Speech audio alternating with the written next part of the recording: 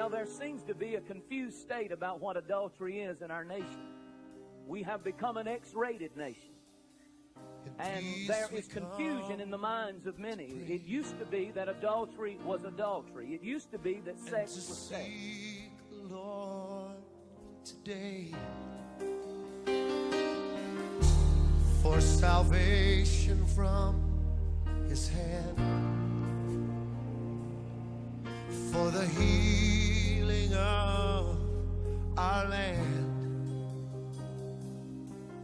Let us pray. Jesus said, if a man looks upon a woman and lusts, he has already committed adultery in his heart. You know what that means?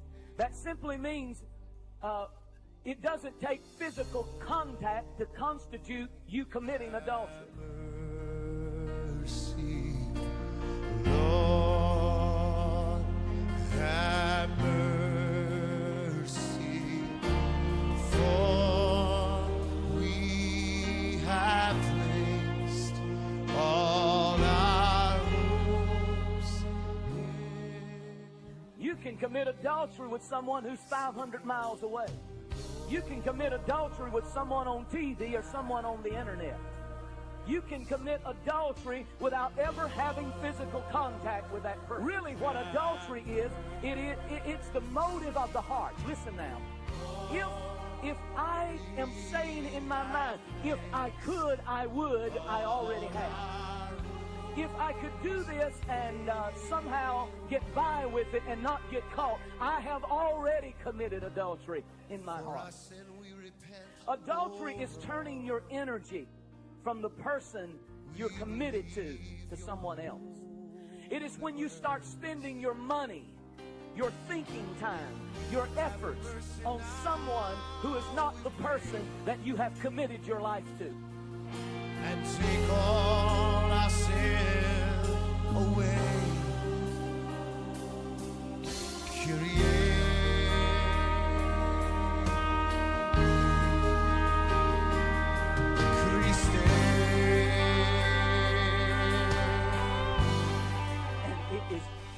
It's like a weight on my shoulders today to stand up and tell the truth. You just can't walk away. If I make decisions with someone else in mind other than my wife of the opposite sex, I am committing adultery. If I find myself engaged in another woman's company and I enjoy it, and it's going the wrong way, I'm entering into adultery. If Sharice becomes an irritant in my life because I can't be loose around someone I'm attracted to of the opposite sex, and so she becomes an irritant to me, and she gets on my nerves because I can't do my mess, then I have already had a terrible spiritual infection of lust and adultery in my heart. And if you would mark iniquity, oh Lord, who could stand? Who could stand? But mercy like a fountain flows from your hand. Lord, have mercy. If my attention is not all for her, and I'm telling you, there will be hell and strife in my home and in your home. And that is what God demands. Praise God. Fasten your seatbelt. It's going to get rougher. We live in the last days, and there is a spirit that is loose called the spirit of unfaithfulness. We live in an era where people are not committed to anything. How can I be committed to God if I'm not committed to her? If I'm not committed to my children? If I'm not committed to my church? How can I be committed to God who I can't see?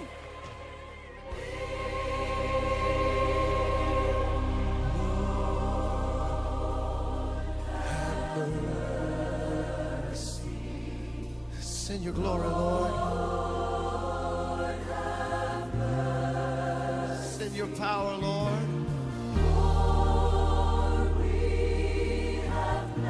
Let revival fall on this earth, Lord. But there's this looseness, this spirit of unfaithfulness, like a bunch of dogs running around sniffing.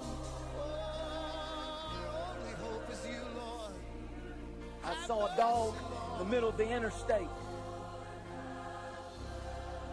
And she was trying, it looked like she had puppies, and she was trying to get to a roadkill. 4 lanes, and the dog's running out, and cars are dodging her, including me. And I believe the Lord spoke to my heart and said, there's a revelation. People are following the flesh and the appetites and the hungers. And they don't even realize there's a spiritual 18-wheeler coming down the road that's about to take them out. They don't even see the danger of flirting with the world and with sin and with wickedness. You know what James said do? He said, cleanse your hands, you sinners. Purify your hearts, double-minded ones. In church on Sunday, live another life during the week. And be afflicted. Everybody say afflicted. The word afflicted means get sick about it. Get sick about infidelity in your life. Get sick about flirting with someone. Get sick about pornography on the internet. Get sick about drinking. Get sick about anything in your life that is sin. You're not just to say, well, you know, whatever. You're to get sick about it. Be afflicted is what James said. Get sick about yielding your members to unrighteousness. Draw me close to you.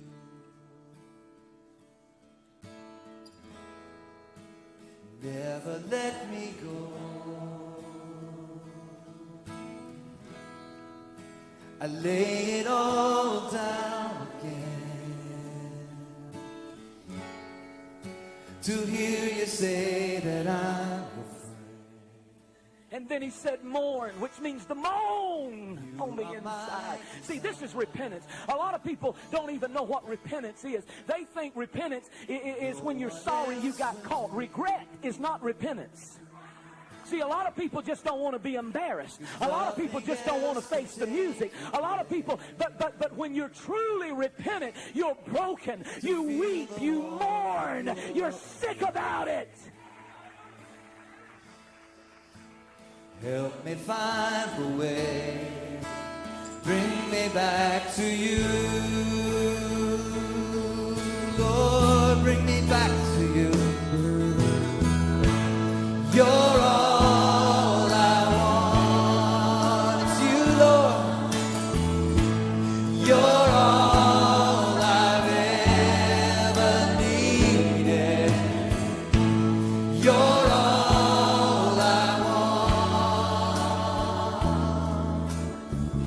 Help me know you are near.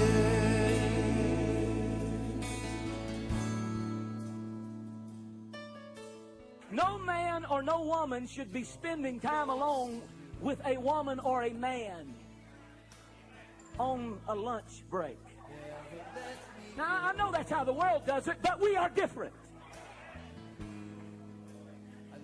You should not put yourself in dangerous situations. You have to set a standard. It never starts out as a flaming bed with candles all around it. No. It starts out with the lunch. It starts out with an emotional time. It starts out with a look that shouldn't be there. I want to say to some of you who are listening to me right now, when you got married, you, in God's eyes, burned the ship. Boy, God help me to say that. You do not have another option. You do not have the right to decide, I don't love her anymore. You don't have that option. That is a lying spirit talking to you. Back to your arms, Lord. You're all I want. You're all I've ever needed. You're all I want.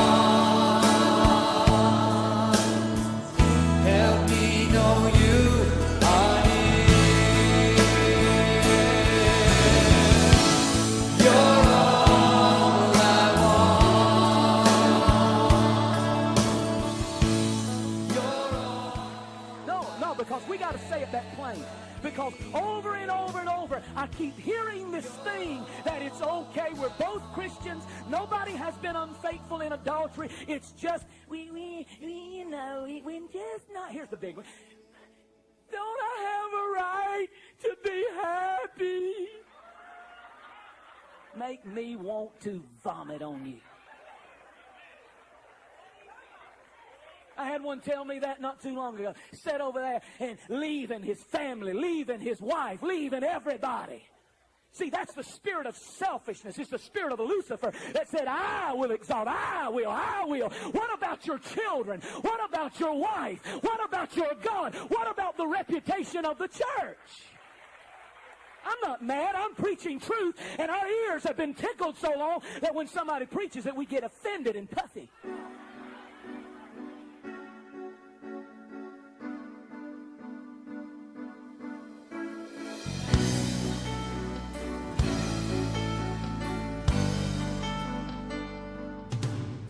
Selfishness, that's what it is.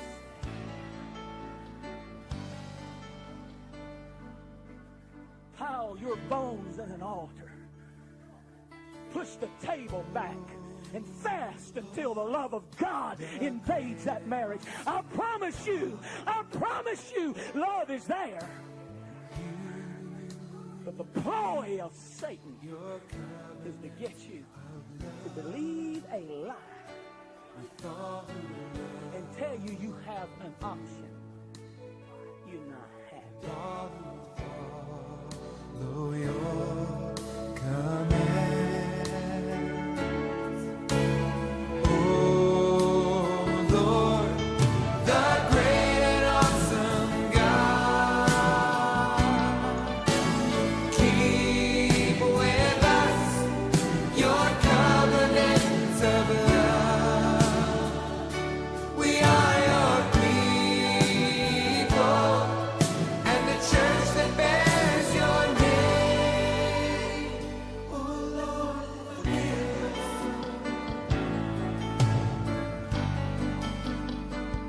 Oh Lord, forgive us.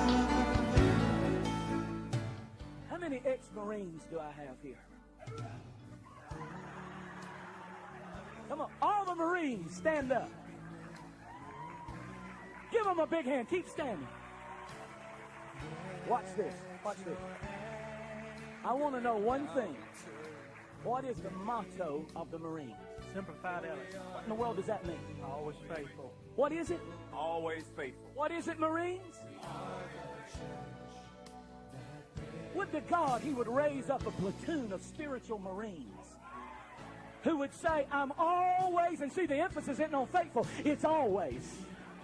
I'm always faithful to my wife. I'm always faithful. See, I'm not even faithful to her just because I love her. First of all, I made a commitment to God. I'm faithful to him first, and I'm faithful to her as a result of my faithfulness to God. Shout always faithful.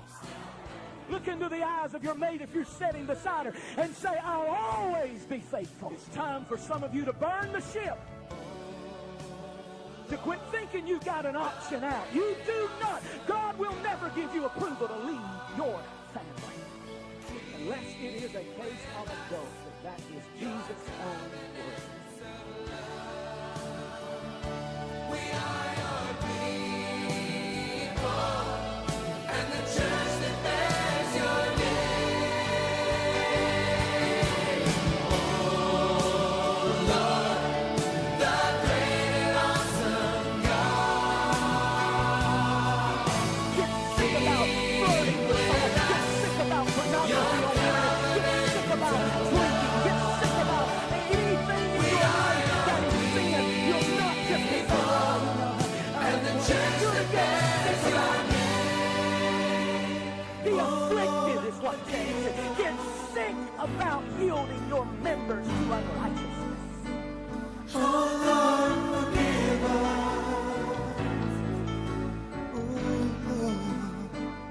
Oh Lord, forgive us. Cleanse your hands. Purify